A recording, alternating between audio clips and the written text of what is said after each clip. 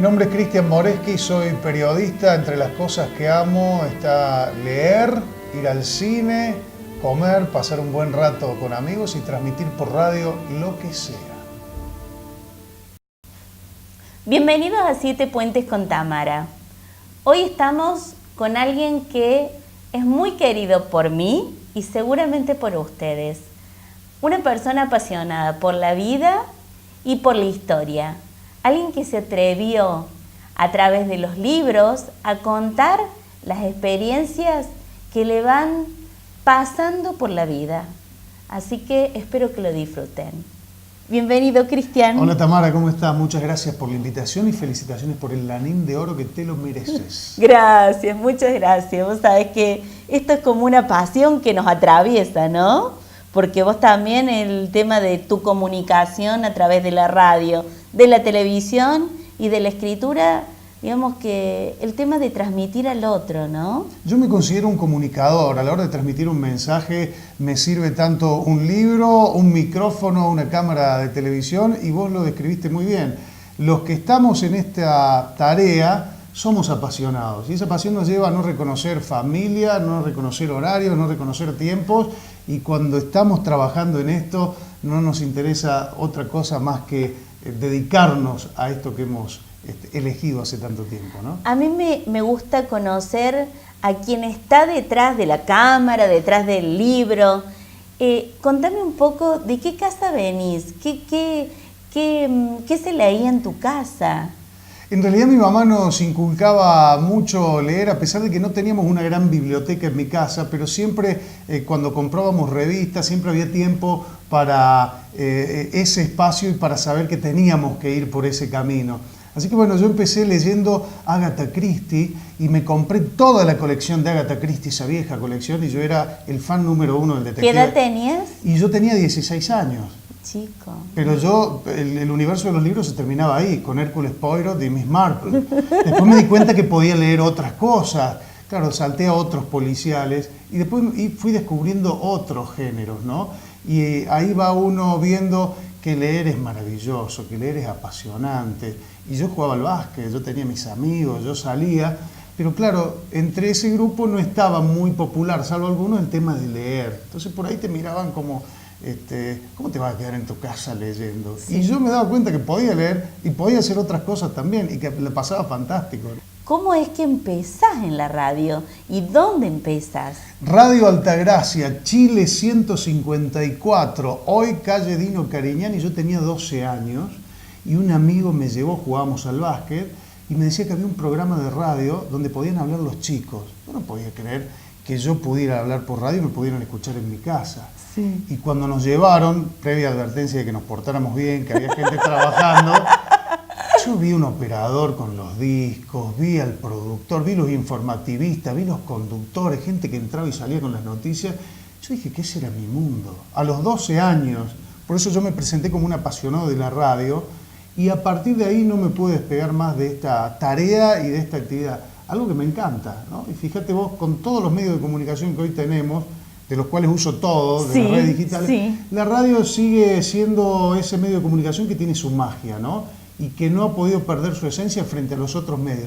Y yo sigo haciendo radio porque lo considero una de mis pasiones, ¿no? Y el tema de la televisión, ¿cómo surge? Bueno, la televisión surge a partir de una propuesta en la ciudad de Altagracia para conducir un espacio que ya se hacía, llamado En Voz Alta, y consideraron que yo podía ser el conductor que pudiera seguir con esta idea.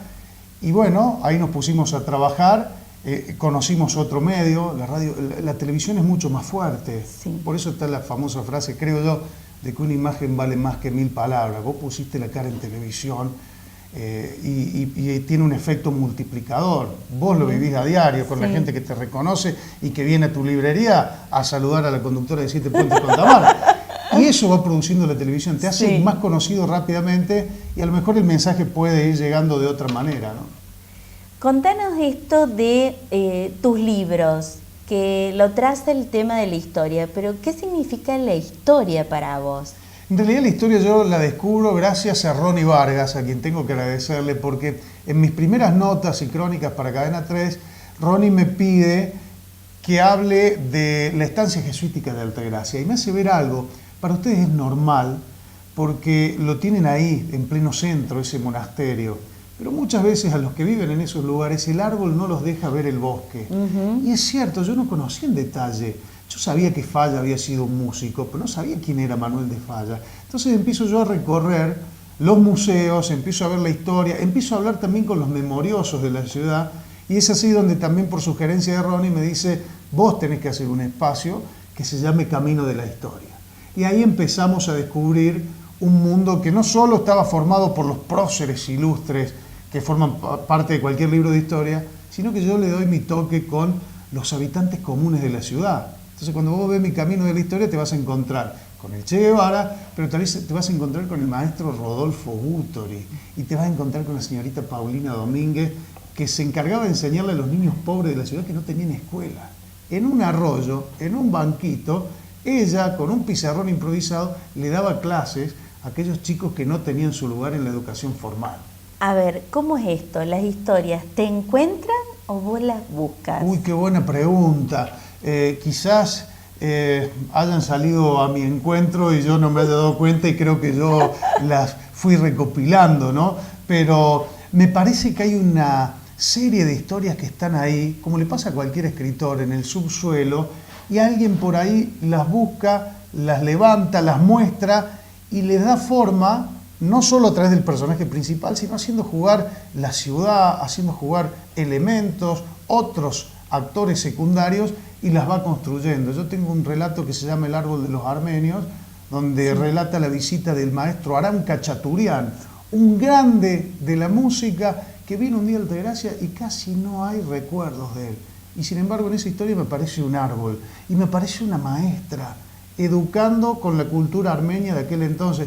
A ver, ¿cómo te aparecen? Esa historia se la debo a Cacho de Ronesian, un habitante de nuestra ciudad que un día me dijo, ¿vos sabías que Aram Khachaturian vino a Altagracia? Le tuve que preguntar 3 veces quién para que me deletreara ese nombre. Sí. Después fui a Google y ahí me di cuenta quién era el maestro Khachaturian. ¿Y cómo puede ser que Khachaturian estuvo en Altagracia? Fundó una escuela que estaba en una piecita de un hotel y no hay rastros de nada, no está la pieza, no están las placas, pero está el recuerdo de la gente, ni siquiera aquel árbol que recuerda la memoria del maestro. Entonces, cuando yo fui a hablar con los armenios, ahí me aparecieron las emociones, las fotografías, la foto de Khachaturian visitando la casa de Manuel de Falla.